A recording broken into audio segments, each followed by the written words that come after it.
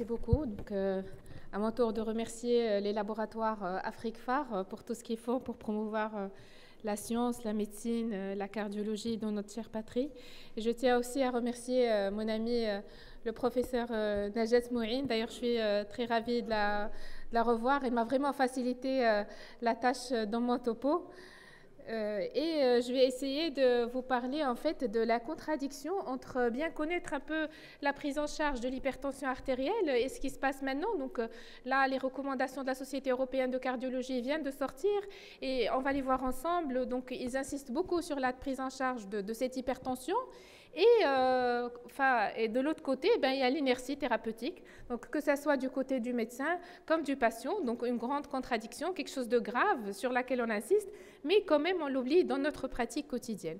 Donc je vais commencer par la base, donc l'hypertension artérielle, donc comme vous le savez, donc c'est une augmentation de la vitesse du sang dans les vaisseaux, donc c'est une augmentation de la pression que va exercer le sang sur la paroi artérielle, avec tout ce qui s'ensuit comme rupture de plaques, comme ulcération, anévrisme, etc. Et on va la définir quand la pression artérielle systolique va dépasser les 140 mm de mercure et la diastolique quand elle va dépasser les 90 mm de mercure.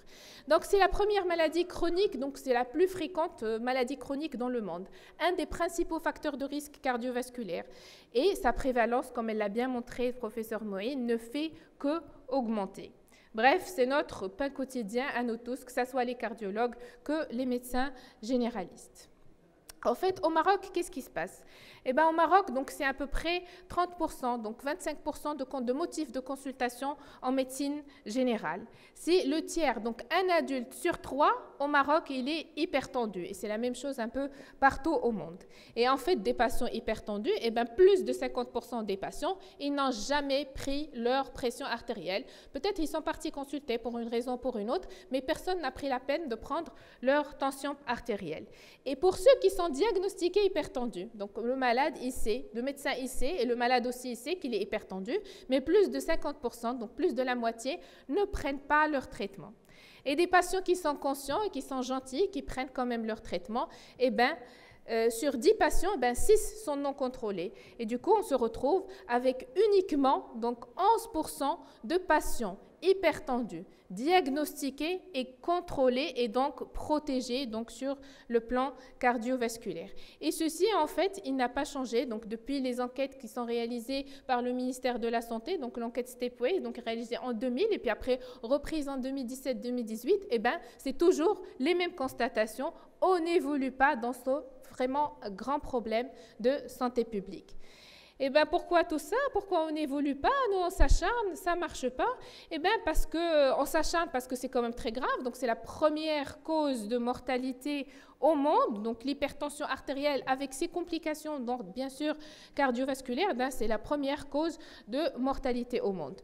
Et pourquoi, enfin, il n'y a pas d'adhérence? Donc, surtout côté patient, eh bien, parce que le patient, il est asymptomatique. Il ne sent rien. Et c'est le tueur silencieux. Donc, il ne sent pas le besoin de prendre son traitement jusqu'au jour où il va vraiment déclarer une atteinte d'organes ou une catastrophe, donc notamment un infarctus du myocarde avec un grand risque d'insuffisance cardiaque et de mort subite ou un accident vasculaire cérébral avec toutes les séquelles très très lourdes pour le patient, la société et la famille.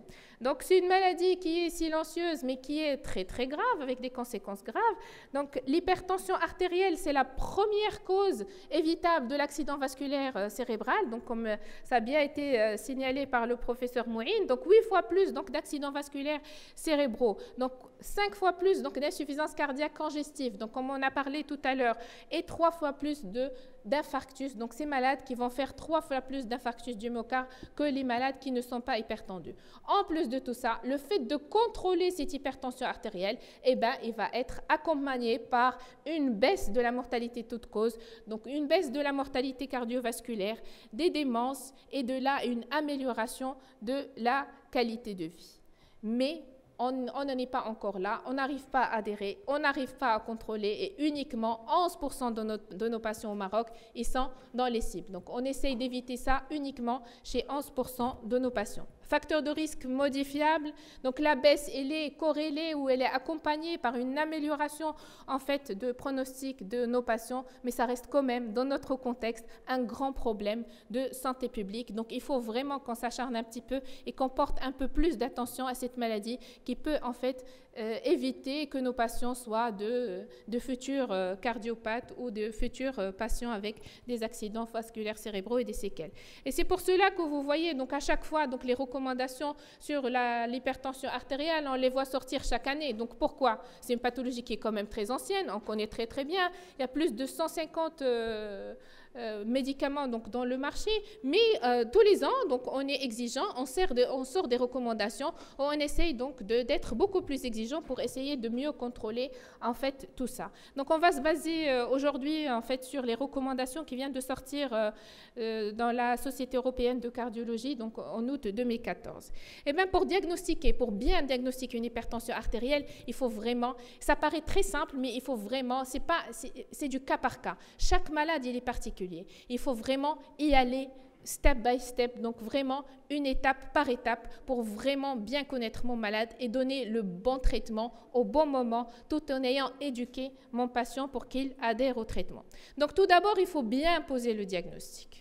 Puis après, il faut connaître chez qui j'ai posé le diagnostic. Quand je pose le diagnostic d'une hypertension artérielle à un patient qui a 80 ans, qui a déjà une atteinte rénale et un infarctus, ce n'est pas comme je pose le diagnostic d'une hypertension chez un patient qui a 30 ans, qui n'a pas de facteur de risque, etc. Donc, je dois évaluer, je dois connaître mon patient. Pourquoi je dois le connaître? Parce que je dois stratifier son risque cardiovasculaire. Et c'est comme ça que je vais pouvoir le traiter de façon optimale et rapidement, pas en faisant beaucoup de va-et-vient la tension n'est pas en fait encore équilibrée. Alors tout d'abord, quand est-ce qu'on va commencer le dépistage? Est-ce qu'on va le faire chez tout le monde? Donc dépister une hypertension artérielle. Quand dépister? Eh bien, on va la dépister à partir de l'âge de 18 ans. Et puis après, on va faire ça tous les 3 ans. Donc si la tension artérielle elle est normale, donc avant 40 ans. Et après 40 ans, ben, on doit mesurer la pression artérielle tous les ans, donc avec un niveau de preuve assez important. Donc 2A should be. Elle doit être mesurée. Donc tous les 3 ans avant 40 ans et tous les ans après 40 ans. Et bien, comment on va faire pour mesurer cette pression artérielle? Donc, vous connaissez très bien. Donc, il faut des devices qui sont adaptés. Donc là, je pense que c'est une question qui revient à chaque fois chez vos patients. C'est mon appareil, est-ce qu'il est valide ou pas? Donc, je vais vous donner ici un site. Vous voyez, donc www.streetbp.org. Donc, c'est un site là où vous allez pouvoir contrôler est-ce que donc l'appareil il est valide ou pas. Donc, en général, donc c'est ceux qui sont validés, en fait, c'est les brassards.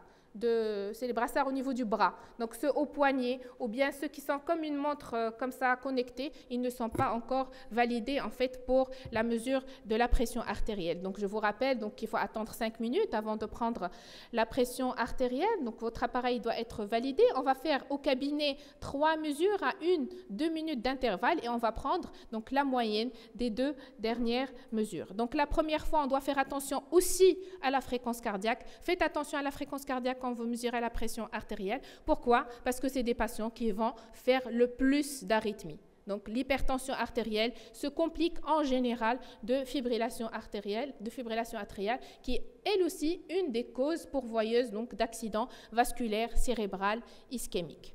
Donc, je vous rappelle la méthode de mesure. Donc, le patient il doit être assis ou couché, donc les pieds au sol. Donc, la main elle ne doit pas être pendue, donc elle doit être mise sur la table. Donc, soulever les manches. Il ne faut pas communiquer, il ne faut pas que quelqu'un communique devant lui. Donc, s'il a pris du café, il a fait un effort, il a fumé, donc 30 minutes après. Et comme j'ai dit, 3 mesures, donc à 1 minute d'intervalle.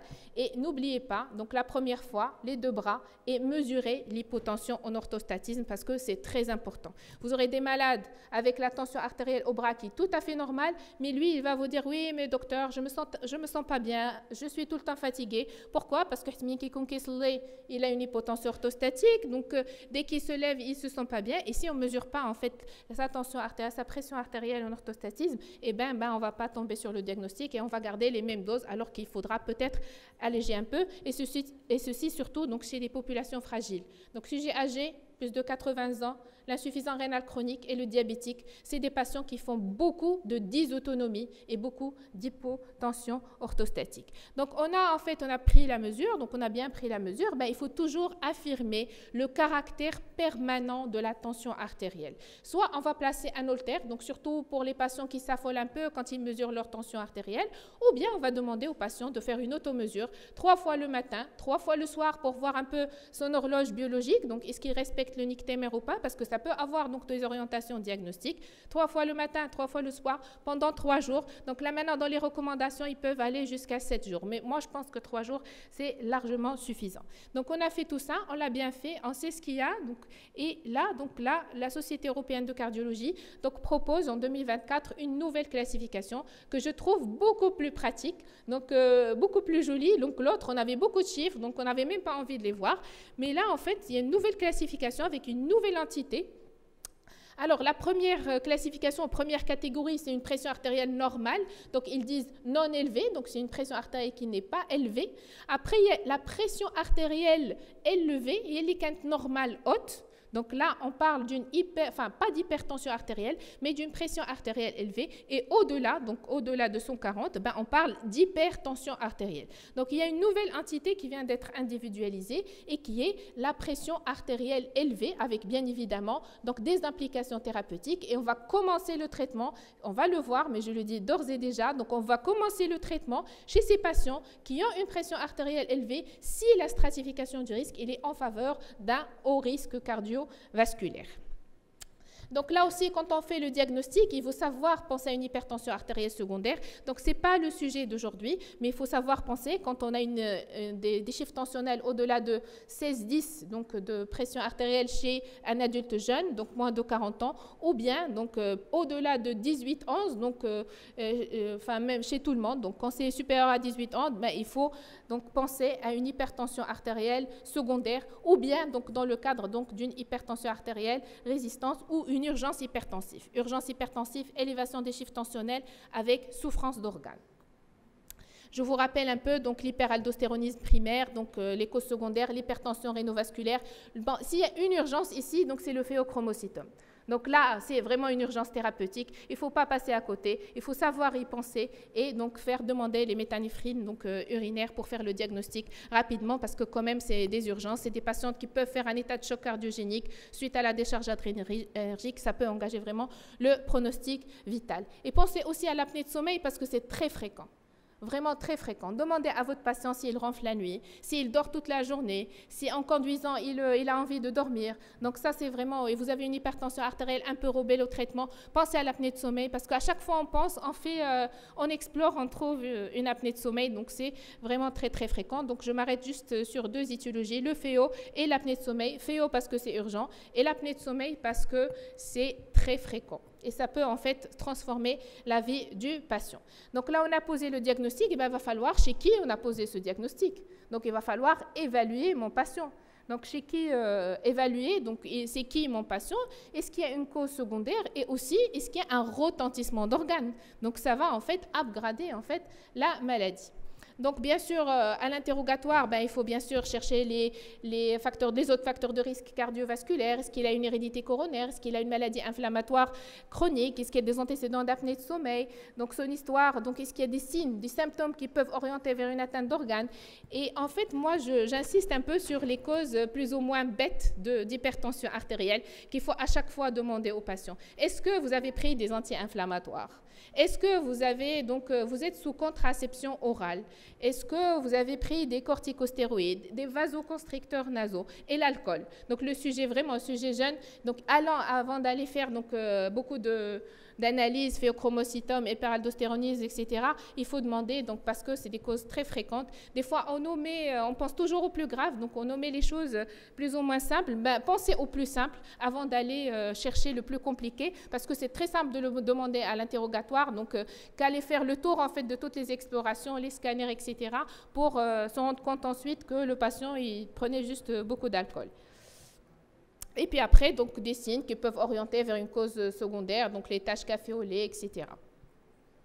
Après, il va falloir explorer. Donc, on a bien examiné. Peut-être qu'il y a un souffle qui peut orienter vers une coarctation. Enfin, beaucoup de choses, beaucoup d'informations qui peuvent orienter en fait notre prise en charge. Ben, on ne trouve rien. Ben, on est plutôt dans le cadre d'une hypertension artérielle essentielle, sans complication en tout cas à l'examen clinique. Et ben, on va aller explorer. Donc, comment on va explorer? Donc, le bilan systématique que vous connaissez, donc une fonction rénale. On va chercher les autres facteurs de risque cardiovasculaire. La kaliémie, c'est important parce que ça peut orienter vers une cause secondaire. Donc, facteur de risque, glycémie à jeun, cholestérol, etc. Et les bandelettes urinaires à la recherche d'une atteinte rénale et un électrocardiogramme. Donc là, maintenant, les recommandations, ils ont rajouté quand même des petites choses. Donc, ils ont rajouté la TSH, donc comme examen systématique à demander avant de faire une... dans le cadre d'une hypertension artérielle, et en 2A, donc doit être, donc, même si je ne suis vraiment pas très d'accord, parce que c'est quand même assez coûteux pour le patient, donc on va faire screening de toute façon de l'aldostéronisme primaire, donc en mesurant donc l'activité rénine-aldostérone. Donc professeur Iraqi nous dira peut-être, nous éclaircira s'il est d'accord ou pas sur ce petit point, pour voilà, donc essayer de voir s'il y a une cause secondaire à ça. Donc tout le bilan qu'on fait d'habitude, ils ont rajouté la TSH et donc exploration de l'aldostéronisme primaire. Donc après on a fait le bilan, donc tout ça, ça va nous permettre de stratifier le risque. On connaît mieux mon patient. Pourquoi? Parce que j'ai envie de voir, est-ce qu'il est à bas risque, est-ce qu'il est à risque intermédiaire ou est-ce qu'il est à haut risque. Donc là en fait, donc c'est vraiment recommandé avec des niveaux de preuve assez importants. Donc en MB, c'est très recommandé, il faut le faire. Donc on a le score 2, donc que vous pouvez télécharger sur votre application, donc sur votre smartphone. Donc score 2. Pour le patient, le commun des mortels, le sujet âgé, et il y a le score 2 pour le diabétique, donc qu'il va falloir en fait calculer à ces patients. Donc vous avez vu en fait, le score 2 hop pour le sujet âgé, et ils sont classés par région. Donc nous, on est malheureusement classés dans la région, on est d'emblée à très haut risque cardiovasculaire, donc on est un peu... très upgradé. Pourquoi? Parce qu'il n'y a pas de data chez nous. Donc, les data, ils ont été faites à travers un article égyptien, donc, dans lequel donc, les Égyptiens ils étaient à haut risque cardiovasculaire. Donc, et en fait, malheureusement, nous aussi, on est à haut risque cardiovasculaire. Ben, il va falloir se placer donc, dans les pays à très haut risque pour calculer ce risque cardiovasculaire. Et ben, dès que ce score de risque il est calculé, et ben, c'est tout de suite, vous allez répondre à cette question. Est-ce que je garde le patient? C'est un patient que je peux suivre, ou bien je vais l'envoyer pour d'autres explorations, ou c'est un patient qui doit aller voir un cardiologue. Et bien, quand le patient il a un risque inférieur à 5%, donc c'est vraiment le patient à bas risque cardiovasculaire, donc c'est le cas le plus simple. Quand c'est plus de 10%, et ben oui, c'est un patient qui a besoin en fait d'aller consulter un cardiologue parce qu'il y a un problème. Et quand c'est entre 5 et 10%, et ben il va falloir raffiner votre stratification du risque cardiovasculaire. Et c'est à ce moment-là que viendraient éventuellement les autres explorations, qu'il faut demander d'autres explorations pour mieux connaître le risque cardiovasculaire de ce patient. Lesquelles, donc les explorations? Eh bien, il va falloir plutôt donc demander une échocardiographie, donc pour chercher une atteinte d'organes, peut-être une dilatation de l'oreillette, une insuffisance cardiaque ou une HVG. On peut demander donc un outil qui est très très simple que vous pouvez demander, tout le monde peut demander, qui n'est pas irradiant, c'est le score calcique. Le score calcique qui vraiment revient dans nos recommandations, que ce soit pour le patient hypertendu que diabétique. Quand on a un score calcique nul, ben on est très rassuré par rapport au patient, qu'il soit diabétique ou hypertendu, parce qu'il n'y a pas de calcification au niveau de l'aire coronaire. Quand il est supérieur à 400, eh ben c'est un patient qui est à très haut risque. Très probablement, mon patient il a un problème au niveau des coronaires. Ben, entre les deux, c'est les tests fonctionnels, donc nous on fera des tests d'ischémie. Donc on peut aussi donc, demander, comme j'ai dit tout à l'heure, donc le BNP avec une valeur de 35, on peut déjà donc, dire que c'est quand même un malade qui doit être envoyé chez le cardiologue, et on peut faire un peu les dopplers vasculaires et le calcul des PS. Ben, en fait, les explorations, c'est vraiment pour le cas de figure où le patient il est intermédiaire. C'est là où on va aller en fait demander ces examens pour chercher éventuellement une atteinte d'organes. Et je vous recommande vivement donc de demander des scores calciques à vos malades. Ça peut vous rendre service quand il est négatif. C'est sa valeur prédictive négative qui est est très rassurante. On peut aller raffiner un peu le risque cardiovasculaire, donc pas uniquement avec une atteinte coronaire rénale, mais un patient qui a de l'apnée de sommeil, qui fait de la fibrillation atriale, qui est stressé, etc. Donc là aussi, c'est un patient que je vais prendre vraiment avec beaucoup de précautions. Le cardiologue, donc quand on doute sur une hypertension artérielle secondaire, une hypertension résistante, si on a besoin de raffiner la stratification du risque cardiovasculaire, ou si j'ai des symptômes ou des signes d'examen, un BNP élevé, un score calcique élevé, qui suggèrent en fait une atteinte cardiaque. Et puis après, donc, il va falloir traiter. Pourquoi? Parce que j'ai posé le diagnostic, j'ai évalué mon patient, je connais son risque cardiovasculaire, et bien là maintenant, je peux le traiter de façon vraiment très optimale. Quand il va falloir traiter et comment on va traiter? Et dans les dernières recommandations, comme je l'ai déjà annoncé, on va commencer le traitement dès une pression artérielle élevée et un risque cardiovasculaire plus de 10%. Donc là, on estime que le rapport bénéfice-risque de commencer un traitement anti-hypertenseur, il emporte vraiment vers la protection cardiovasculaire. Donc une pression artérielle élevée, pas encore une hypertension, une pression artérielle élevée, donc chez un patient qui a un risque cardiovasculaire de plus de 10%, elle va en fait recommander, on va commencer en fait un traitement chez ce patient. Et bien évidemment, on va commencer chez le patient un traitement chez tous les patients hypertendus. Pas de mesures hygiéno-diététiques pendant 3 mois, on commence le traitement, comme ça a été dans les dernières recommandations. Là maintenant, un patient hypertendu au-delà de 14, on commence le traitement. C'est fini. Une pression artérielle liquide optimale, là on va dire normale, haute. Là maintenant, elle est nommée pression artérielle élevée, et là on commence le traitement si le patient il a un risque cardiovasculaire de plus de 10%. Vous voyez, on serre encore davantage. Pourquoi? Parce qu'on n'est qu'à 11% de contrôle des chiffres tensionnels et que nos patients ils risquent l'infarctus et l'AVC. 4 minutes. 4 minutes. 4 minutes, d'accord. Donc, les mesures hygiéno-diététiques, je vais 150 minutes par semaine et 2 séances de renforcement. Parce que le cœur ne peut pas suivre des muscles faibles. Donc, il faut toujours recommander l'aérobie et le renforcement. Et là, la nouveauté, c'est qu'il recommande une augmentation des apports en potassium. Donc, c'est important, donc fruits et légumes ou bien les sels de potassium. Donc, voilà. Alors, pour ce qui change là aussi, donc c'est bithérapie, faible dose, on augmente à la trithérapie faible dose avant d'optimiser les doses. Mais malheureusement, on n'a pas encore en fait ces combinaisons au Maroc. Donc les cibles thérapeutiques, donc là on est plus à entre 12 et 13 de systolique. Donc comme cible thérapeutique, donc là on peut tolérer, c'est vraiment les sujets âgés de plus de 85 ans, donc là on peut tolérer les 14 où ils disent as low as it is reasonably achievable, c'est-à-dire donc la dose qu'on peut la mieux tolérer ou le chiffre le mieux toléré pour le patient. La résistance, c'est la spironolactone. Après, donc on rajoute bêta-bloquant, on renforce les diurétiques et les centraux, sinon en fait la dénervation rénale. Donc n'oublie pas donc d'éliminer, donc comme j'ai dit, les causes bêtes donc de l'hypertension artérielle. Donc il y a un score de fragilité, il n'y a pas de chiffre d'âge, vraiment il y a un score de fragilité. Et attention aux diurétiques, c'est le sujet âgé, donc on préfère plutôt un bloqueur du système rénine-angiotensine ou un inhibiteur calcique. Et avec tout ça, donc on n'arrive pas à contrôler, donc là c'est vraiment des chiffres très récents. Toujours l'hypertension artérielle, et là le trophée, la médaille d'or, c'est toujours problématique. Et donc là c'est une étude qui vient d'être publiée en 2024, donc dans le European Heart Journal, donc plus de à peu près 70% des patients, ils ne sont pas contrôlés donc de l'hypertension artérielle. Mais pourquoi tout ça? Pourquoi tout ça? Parce que nous aussi on a un problème, parce que dans l'enquête, il y a plusieurs publications dans ce sens, une enquête française. Et en fait il y a très peu de patients qui atteignent les cibles, et le cardiologue ou le médecin traitant, ça ne le dérange pas plus que ça.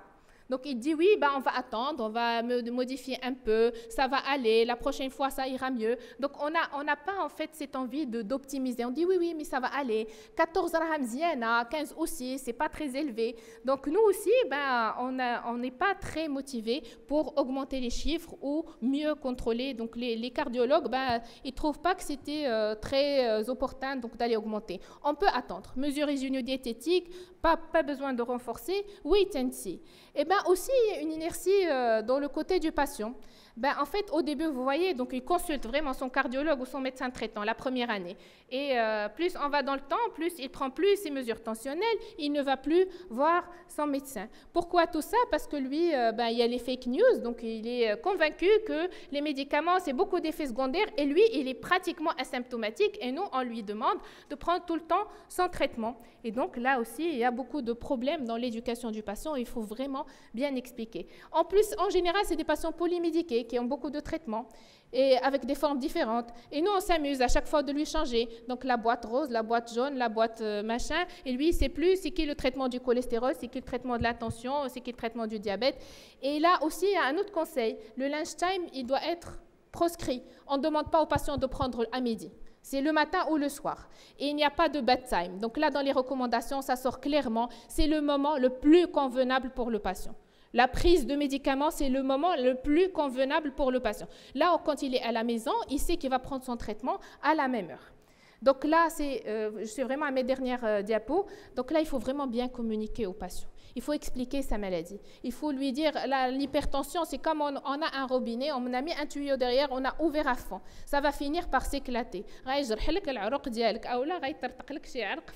Il faut vraiment bien lui expliquer et que c'est une maladie silencieuse. Le jour où elle va se déclarer, où vous aurez des symptômes, ça va vraiment être la catastrophe. Il faut l'impliquer dans l'automesure. Comme ça, il sait ce que c'est. Il sait que les chiffres augmentent, baissent, il y a une fréquence cardiaque. Il faut lui dire, faites attention, vous pouvez avoir des palpitations, donc c'est peut-être de la F1.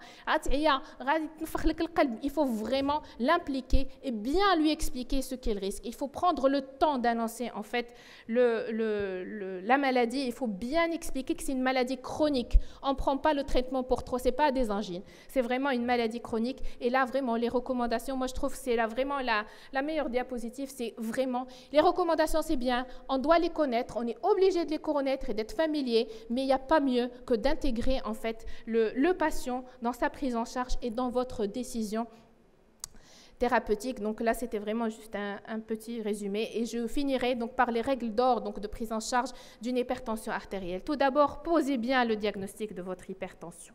Il faut bien poser, il faut être sûr que c'est une hypertension artérielle.